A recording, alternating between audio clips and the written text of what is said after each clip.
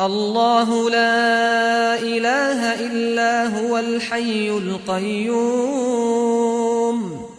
لا تأخذه سنة ولا نوم له ما في السماوات وما في الأرض من ذا الذي يشفع عنده إلا بإذنه يعلم ما بين أيديهم وما خلفهم ولا يحيطون بشيء من علمه إلا بما شاء وسع كرسيه السماوات والأرض ولا يؤوده حفظهما وهو العلي العظيم. بسم الله الرحمن الرحيم. إن الحمد لله نحمده ونستعينه ونستغفره ونعوذ بالله من شرور أنفسنا ومن سيئات أعمالنا من يهده الله فلا مضل له ومن يضلل فلا هادي له أشهد أن لا إله إلا الله وحده لا شريك له وأشهد أن محمدا عبده ورسوله لا نبي بعده. بسم الله الرحمن الرحيم. اللهم إنا نسألك علما نافعا ورزقا طيبا وعملا متقبلا. Lanjutkan insyaallah. Ini sekarang pembahasan tentang terapi atau pengobatan terhadap orang-orang yang kesurupan, kerasukan jin. Ada 3 tahap pengobatan ini. Yang pertama tahap permulaan, dan kemudian nanti tahap pengobatan, dan yang ketiga tahap setelah terapi atau pengobatan. Ya. Assalamualaikum. Jadi ada 3 tahap.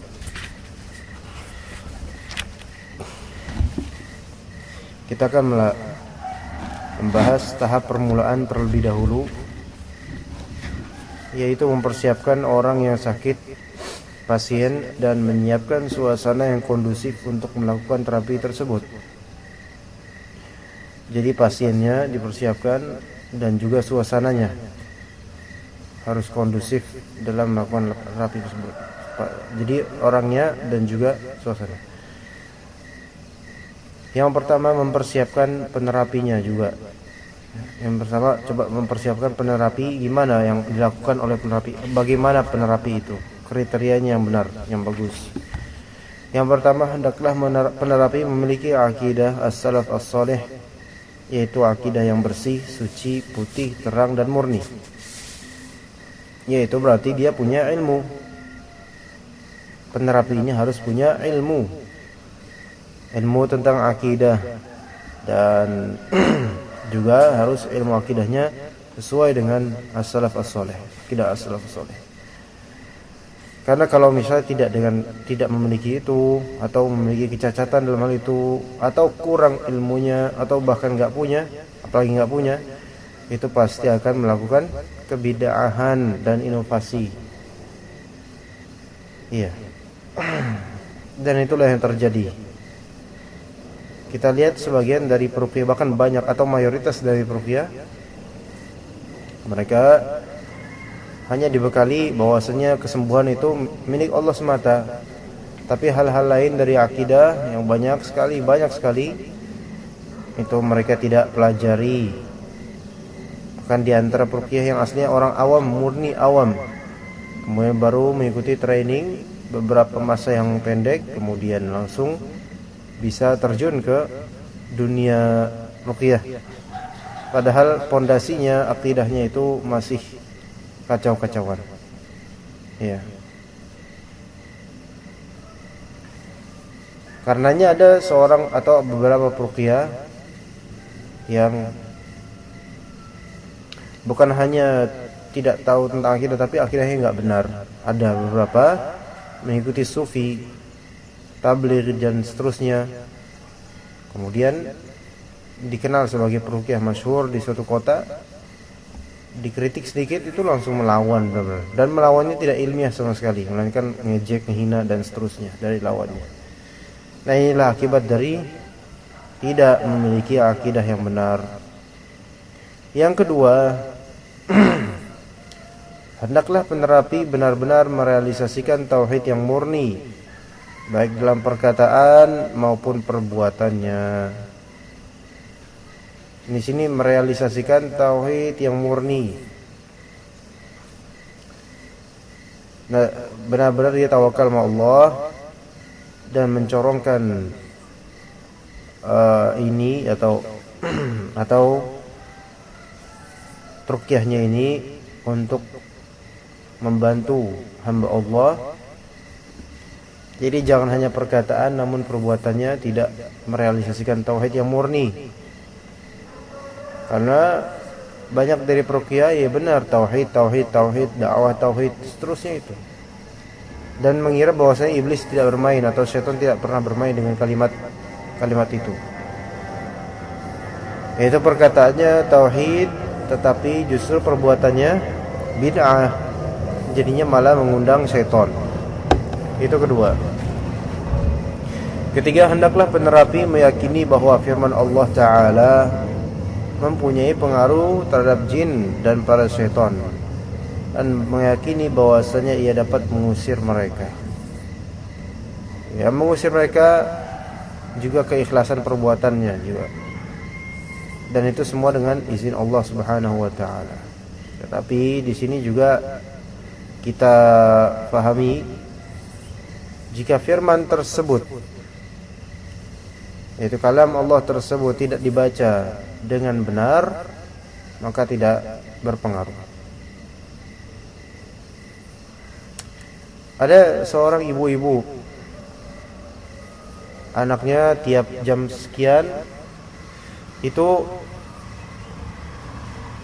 nangis dan kemudian dibacain oleh ibu itu, tapi nggak berpengaruh. Kenapa?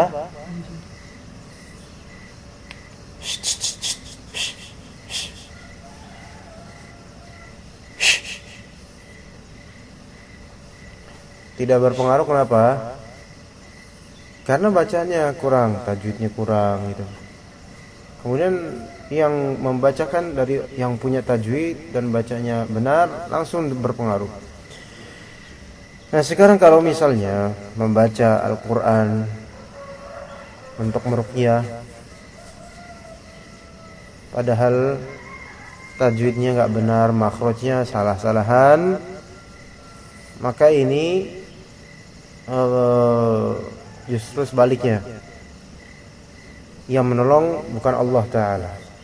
Iya, ini yang menipu banyak dari orang. Kemudian kita akan menganggap itu karena keikhlasan dia, kok bisa gitu. Baru dibacain sedikit langsung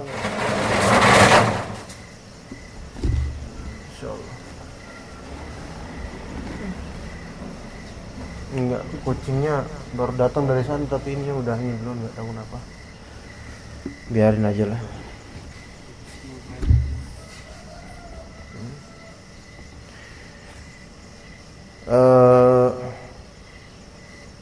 Kita sampai mana tadi? Jadi ya, seorang peruqyah itu, beberapa peruqyah tajwidnya masya Allah ya miris, tapi kemudian ternyata berpengaruh, maksudnya terhadap gejolak yang ada di pasiennya. Kok bisa? Itu kan yang kita pahami bahwasanya kalamullah dibaca harus benar, makhrajnya benar, enggak sampai keluar dari makna, maksudnya enggak mengubah makna. Tapi ini makhrajnya bobrok gitu kan. Tetapi herannya langsung berefek. Nah, kok bisa gitu? Sementara yang tajwidnya benar pun belum tentu berefek. Belum tentu, maksudnya ya kadang ada faktor lain. Tapi ini yang tajwidnya salah-salahan malah bisa. Dan selalu kayak gitu. Ini berarti ada sesuatu di balik itu yang tidak dia sadari mungkin, atau dia sadari. Tapi bagi para orang-orang yang memiliki ilmu, itu hal seperti ini sangat mengherankan. Pasti ini ada sesuatu. Dan memang untuk menipu. Jadi setan kemudian membantu, ya kan, supaya orang ini merasa atau peruqyah ini merasa bahwasanya kita tidak harus baca Al-Quran dengan benar, biar nanti kayak gini bisa tuh gitu. Dan orang-orang akan tertipu juga. Oh, ini pasti karena keikhlasan dia. Dulu Anda pun berpikir seperti itu. Ketika dulu beberapa tahun yang lalu ditanya tentang beberapa peruqyah ini, kok fulan dan fulan bacaannya itu jelek banget, tapi baru baca sedikit langsung gejolak itu pasiennya. Dulu kita husnudzon ini karena ikhlas mereka ini. Tapi sekarang ketika kita tahu satu persatu dan juga dengan pengalaman masing-masing, kita simpulkan ini semua merupakan tipuan dari syaitan. Ya. Keempat, hendaklah penerapi mengetahui kondisi jin dan para setan. Maksudnya apa di sini mengetahui kondisi jin? Pertama, dia mempunyai perbekalan ilmu tentang alam jin dan juga tentang karakteristik syaitan itu. Ya, seperti bahwasanya mereka tukang bohong dan seterusnya. Kelima, hendaklah penerapi mengetahui tempat-tempat masuknya syaitan. Coba di sini seperti Syekhul Islam Ibnu Taimiyah ketika jin berkata kepadanya, "Saya akan keluar karena menghormatimu." Lalu beliau berkata, "Tidak, akan tetapi keluarlah kamu karena takut kepada Allah dan Rasul-Nya." Nah, sekiranya Syekhul Islam ini bukan seorang yang paham jalan-jalan masuknya setan, niscaya dia tidak akan mengatakan yang demikian. Contoh lagi ketika antum dulu, si setannya kan bilang nggak pernah nih ketemu yang begini gitu kan, masih ingat? Nah, itu juga termasuk tipuan setan supaya peruqyahnya ujub. Ya. Jadi mereka juga belajar tapi untuk menipu kayak gitu. Ya memang mungkin benar nggak pernah ketemu yang begini sahih, maksudnya nggak pernah separah ini atau gimana, tapi diungkapkan kayak gitu supaya menghadirkan ada perasaan ujub nanti, auranya jadi kita lemah gini di mata dia begitu. Ya, termasuk juga setan hendak untuk memantik kemarahan ruqyahnya, ya kan, supaya marah, supaya emosi. Gimana caranya? Ya begitu. Ya, itu semua tipuan dari setan semuanya. Yang keenam, dan ini juga cukup penting, penerapi dianjurkan sudah menikah. Sudah menikah. Yang belum enggak usah. Bahaya.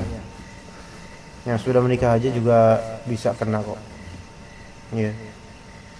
Nah, juga ada di antara kisah, di antara cerita, di antara cerita murid kita di ruqyah di area mana ya, Bandung atau mana, oleh beberapa ruqyah belum nikah, lama-lama ruqyahnya ngajak dia nikah. Dia nggak mau.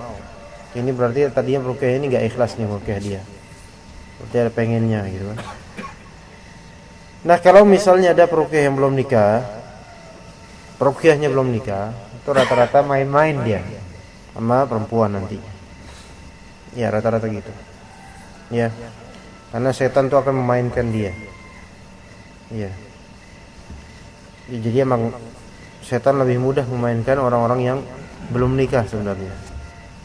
Ketujuh, hendaklah penerapi adalah orang yang menjauhi hal-hal yang diharamkan, yang dengannya setan bisa memfitnah manusia. Hal-hal yang diharamkan. Yang di sini setannya kadang kong kali kong dengan korinnya peruqyah. Ya, kemudian mungkin korinnya mengabarkan tentang peruqyah ini dia gini. Nah, terus setan yang ada di korban membeberkan itu. Bisa kayak gitu, naudzubillah. Jadi semampunya nih penerapi ini bukan orang yang suka menerobos hal-hal yang diharamkan. Ya. Dan kedelapan, hendaklah penerapi adalah orang yang istiqomah dalam menjalankan ketaatan yang dengannya dapat menundukkan syaitan. Nah, ini beda kalau misalnya kita lihat penerapi atau peruqyah yang tidak istiqomah dalam menjalankan ketaatan. Karena istiqomah dalam menjalankan ketaatan itu memberikan cahaya tersendiri. Ya. Sehingga membuatnya setan dapat tunduk. Nah, tapi ini gimana, sebagian peruqyah setan aja tunduk tapi dia nggak kelihatan istiqomah, belajar tajwid aja nggak mau. Nah, ini talbis juga kayak gini. Bisa aja di belakang peruqyah itu ada setan yang lebih besar daripada setan-setan yang ada di korban. Iya. Jadi setan itu kadang kita sendiri yang memelihara dan menyuburkan dia, membuat dia semakin besar dengan kemaksiatan. Itu. Ya. Ada seorang peruqyah datang ke rumah peruqyah besar masyhur. Datang ke rumah, malamnya ada di antara keluarga kita kesurupan. Ada firasat dulunya, husnuzonnya, ini karena datang seorang yang alim yang bagus. Husnuzonnya begitu. Maka setan-setan jadi ketakutan. Tapi makin lama Anda perhatikan, ini bukan karena dia seorang alim waktu itu, tapi karena dia juga datang membawa korinnya, membawa setannya. Ya pastinya tanpa disadari mungkin membawa setannya. Ya mungkin makin besar, memang tiap hari makin besar karena ini sahib atau umpunya ini sering berbuat bid'ah dan sering berbuat maksiat dan sombong, ujub dan seterusnya, membuat setan semakin besar. Ia membuat yang namanya setan antar satu dan sama lain itu saling menghajar sebenarnya. Jangan kira ya namanya setan, semua jin itu selalu kompak gitu, enggak. Antara satu dengan ini kadang crash, masing-masing bloknya. Yang teritorinya sini ngurusin sini, yang sana ya jangan ngurusin sini gitu. Nah, ketika datang setan yang besar kayak gitu, datang ya crash akhirnya. Tabrakan antara setan asli situ sama yang baru datang. Gitu. Ya. Itu sangat kemungkinan gitu ketika kita lihat bahwasanya orang ini suka berbuat bid'ah. Ya, dan tertipu, terperdaya dengan tipuan setan. Makin besar setannya, naudzubillah. Kesembilan, hendaklah penerapi terus-menerus berzikir kepada Allah yang Maha Agung sebagai pelindung dirinya dari godaan setan yang terkutuk, dan ini tidak dapat terrealisasikan kecuali dengan mengetahui zikir-zikir yang dicontohkan oleh Nabi SAW setiap harinya, serta dengan menerapkannya, seperti zikir ketika masuk rumah, zikir keluar rumah, itu harus tahu. Nah, sekarang kalau misalnya kita sering meruqyah, tapi kita masuk rumah aja kadang nggak salam, keluar rumah aja kadang nggak doa, masuk masjid aja nggak doa, keluar masjid nggak doa. Ya, ketika mendengar suara yang berkokok atau mendengar suara keledai meringkik dan yang serupa dengannya, pokoknya yang penting doa-doa hari-hari aja kita nggak melakukan. Ini berarti ini ada yang masalah dengan ruqyahnya nanti. Iya, dan banyak sekali kayak gitu. Banyak peruqyah yang lebih diajarkan cara meruqyah dengan teknik-teknik, namun tidak diajarkan untuk rutin membiasakan diri zikir. Ini nanti akan berefek pada ruqyahnya, kontribusi setonnya. Ke-10,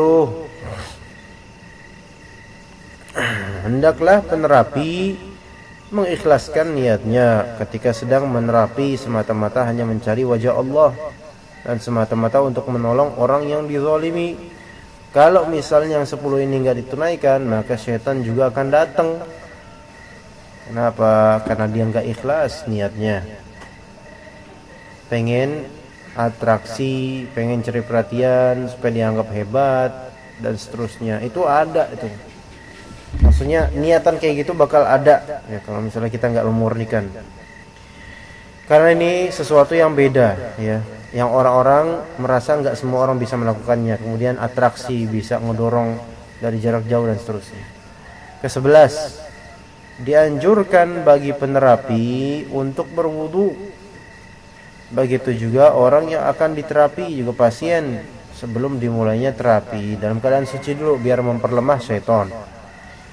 Ke-12, hendaknya penerapi memohon kepada Allah Ta'ala agar membantunya untuk mengeluarkan jin dan agar menolongnya dalam menerapi. Ada orang saya mohon kepada Allah, saya minta kepada Allah, dan tapi ritualnya bid'ah, maka ini sama dengan memohon kepada syaitan. Walaupun dia tidak niatan gitu ya, yang bantu syaitan jadinya gitu.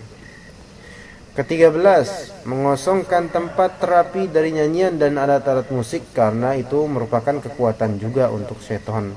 Termasuk juga gambar-gambar. Nanti 15 ada. 14, mengosongkan tempat terapi dari hal-hal perbuatan-perbuatan yang menyelisihi atau bertentangan dengan syariat, seperti seorang laki-laki yang memakai emas atau perempuan yang berhias. Juga jadi dalam ruangan itu jangan sampai ada perempuan buka hijab, buka jilbab dan seterusnya.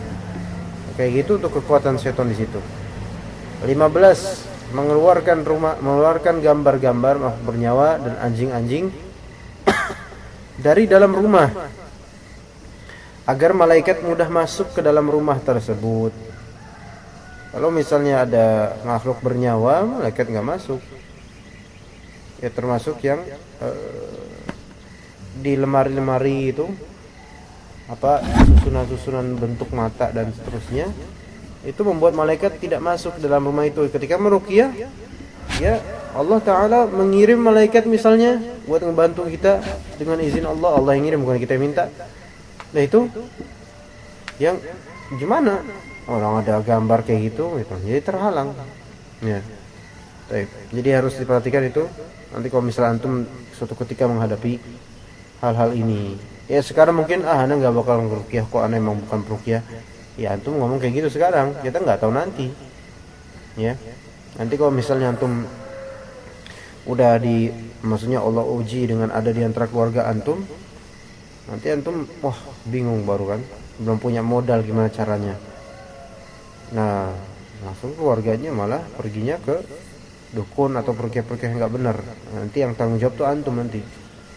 Udah ngaji tapi nggak mau membantu dalam hal-hal ini. B, mempersiapkan pasien atau orang yang sakit. Pertama, jangan langsung diruqyah. Memberikan pelajaran kepada pasien dan keluarganya, ta'lim tentang akidah. Ya makanya ini kalau misalnya emang kita nggak punya ilmu akidah yang mantap, gimana kita mengajarin? Dan konsekuensinya untuk melepaskan ketergantungan hati mereka kepada selain Allah, karena orang awam rata-rata tuh tawakalnya nggak benar kepada peruqyah, kepada pengobat dan seterusnya. Itu jadi harus benar-benar kita patenkan dulu nih keluarga ini. Ya kadang-kadang kita diminta gitu kan, kita diminta oleh keluarga tertentu yang awam, keluarga orang gitu loh, diminta. Tapi keluarga itu benar-benar nggak tahu apa-apa tentang agama kecuali cuma sholat doang, sholat sama Idul Fitri dulu ada, udah gitu doang. Ya mas sunatan udah nggak ada lagi, nikahan kondangan nggak ada, tentang kayak gini-gini nggak diajarin sama kiai-kiai kampungnya. Ya itulah makanya sebenarnya penyebaran dai itu perlu banget gitu loh untuk mengajarkan hal-hal ini. Cuman kadang-kadang sebagian orang sifatnya jumud. Yang namanya dakwah itu harus ustadz besar aja, yang biasa-biasa kroco-kroco nggak usah banyak dakwah. Ini jumud nih. Jadi kajian-kajian itu penting untuk orang-orang awam. Nah kalau misalnya ada yang sakit seperti ini, ntar kita bekali dengan ilmu tauhid, setengah jam atau 1 jam kita berikan info tentang akidah yang benar. Ya lah kalau misalnya antum nggak punya ilmu atau antum grogian ngomongnya gimana? Ya jadi kita masing-masing punya tugas udah benar masing-masing. Jangan difokuskan nanti ke peruqyah lagi, tapi kita semua bisa. Kedua, menjelaskan perbedaan dalam pengobatan antara metode Anda dengan metodenya para tukang sihir dan dajjal pendusta. Begitu juga menjelaskan kepada pasien dan keluarganya bahwa dalam Al-Quran terdapat obat atau penyembuh dan rahmat sebagaimana difirmankan oleh Allah Ta'ala. Jadi beda antara metode Anda dengan metodenya tukang sihir dan dajjal. Metodenya kita sederhana aja. Ya, metode kita sederhana aja, jangan macam-macam.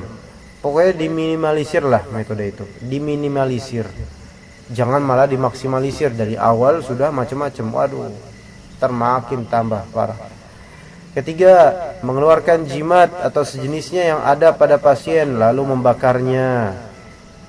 Kalau misalnya pasien punya jimat, punya wifiq, punya kepercayaan tersendiri, langsung tahdzir itu semua. Bahkan meskipun kaligrafi sekalipun, kaligrafi atau poster gambar Asmaul Husna, kalau dari awal sudah punya keyakinan tentang itu, kita ajarin keyakinan dan kita buang ininya, apa, kaligrafinya. Iya. Karena itulah, keyakinan itulah yang membuat setan hadir itu. Sebagian orang menaruh lafal-lafal Asmaul Husna di tembok dengan tujuan menjaga rumah. Lah ini kan nggak benar. Itu sebagian orang itu. Kalau misalnya ada kayak gitu, ini jadinya tamimah. Jadi tamimah kemudian bertawakalnya pada gambar, pada tulisan, ya, nggak kepada Allah. Jadi ini niatnya nggak benar dan nggak dicontohkan. Makanya seperti ini kita nasihatin, copot dan hilangi keyakinan itu, gitu. Tapi yang keempat, apabila pasien adalah seorang wanita, maka wajib memperhatikan hal-hal berikut. Yang pertama, jangan Anda memulai mengobati atau menerapinya sampai dia bersikap malu dan mau menutup rapat pakaiannya sehingga tidak terbuka saat terapi. Juga perlu diingat ini, kadang setan yang ngerti ya untuk hal ini. Kalau pasiennya wanita, udah pakai jilbab, pakai ini, kadang setannya malah mendekat kepada peruqyah itu sampai memeluk peruqyah itu, ya. Nah, ini fitnah jadinya. Makanya hati-hati di sini. Kalau kita meruqyah perempuan, hati-hati. Yang B, jangan Anda menerapinya kecuali ada salah seorang mahram dia, bukan hanya mahram kita. Mahramnya dia, keluarganya, terus, ya. Mahramnya dia, bukan temannya, mahramnya dia. Bapaknya misal, terutama bapaknya, hati-hati. Atau suaminya, itu kalau dia punya suami. Kalau nggak punya dua-duanya, adiknya, kakaknya, siapa kek, pokoknya yang penting mahram. Jangan sampai kita mengobati dia di depan cuman ya, perempuan-perempuan lain. Dari saudara-saudaranya enggak, tapi harus dari laki-laki, mahramnya siapa. Ya, kemudian C, jangan Anda memasukkan atau membawa seseorang yang bukan mahram dia. Ala kulli hal di sini yang penting harus ada mahramnya aja gitu. Ya, boleh 3 orang, 4 orang mahramnya atau perempuan saudarinya, yang penting ada mahramnya juga. Ya, kenapa? Karena ini bahaya nih, meruqyah perempuan lawan jenis bahaya, baik dia sudah menikah atau belum, baik peruqyah sudah menikah atau belum, terutama yang belum, dan baik perempuan yang diruqyah itu udah menikah atau belum, terutama yang belum. Bahaya semua itu. Harus diantisipasi sebelum terjadi nanti ke depannya sesuatu. Ya, terutama kalau misalnya pasien wanitanya ini cantik banget, paras, baik janda ataupun masih perawan. Ini bahaya banget buat peruqyah. Jangan kira nanti masuk peruqyah nggak ada pikiran-pikiran dari syaitan untuk berpikir tentang perempuan ini. Ya, ada nanti. Syaitan berusaha untuk membuat kita berpikir tentang itu, gagal fokus jadinya. Iya, makanya kalau misalnya nggak kuat dalam menangani perempuan-perempuan ini, nggak usah meruqyah. Madharatnya besar, ya, sebelum nanti terjadi. Wallahu a'lam. Subhanakallahumma wa bihamdika asyhadu an la ilaha illa anta astaghfiruka wa atubu ilaik.